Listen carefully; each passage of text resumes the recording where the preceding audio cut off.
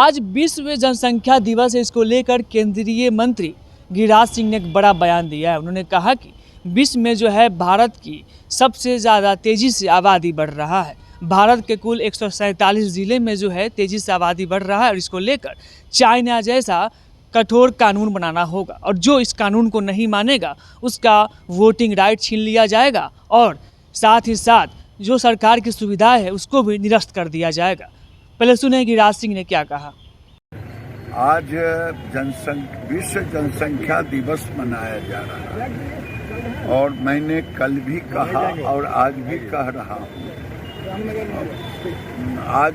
रहा हूँ कि दुनिया में अगर विकास के परचम फहराया है चाइना ने तो 79 में अगर चाइना वन चाइल्ड पॉलिसी नहीं लाया होता तो आज 60 करोड़ की आबादी बढ़ गया होता। भारत आज दुनिया का सबसे आबादी वाला देश बन गया है और 20% आबादी दुनिया के शेयर में हो गया है। दुनिया की जितनी आबादी है, हमारे पास जमीन नहीं है। 2011 के मुताबिक 0.12 हेक्टेयर है, पानी 2% है। तो ऐसी स्थिति में बढ़ती हुई जनसंख्या मेरे लिए एक चुनौती हो गया है और इस चुनौती का सामना केवल जनसंख्या के लिए कानून जैसे चाइना ने बनाया था वैसी एक सख्त कानून बनाने की जरूरत है।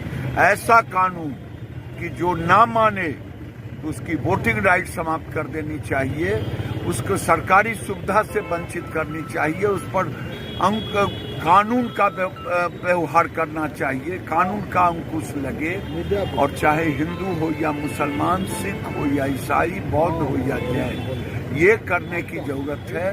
देश में 147 जिला है जहां का जनसंख्या बड़ी तेजी से बढ़ रहा है और वो कारण है हिंदू महिलाओं की FTR कम है और मुस्लिम महिलाओं की FTR ज़्यादा है, 7% के लगभग में ज़्यादा है। इसलिए देश में एक सामाजिक विषमता का भी सवाल है कि अब जरूरत है एक कड़ा कानून लाने का।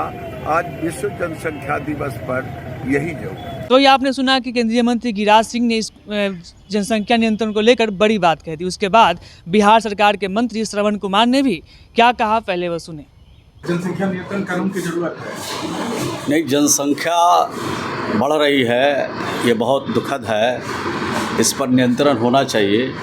और बिहार की सरकार और बिहार के लोकप्रिय मुख्यमंत्री जी ने लड़कियों को आगे पढ़ाने की बात कही है और जैसे जैसे लड़कियां शिक्षित होगी वैसे वैसे जनसंख्या पर नियंत्रण हो जाएगा।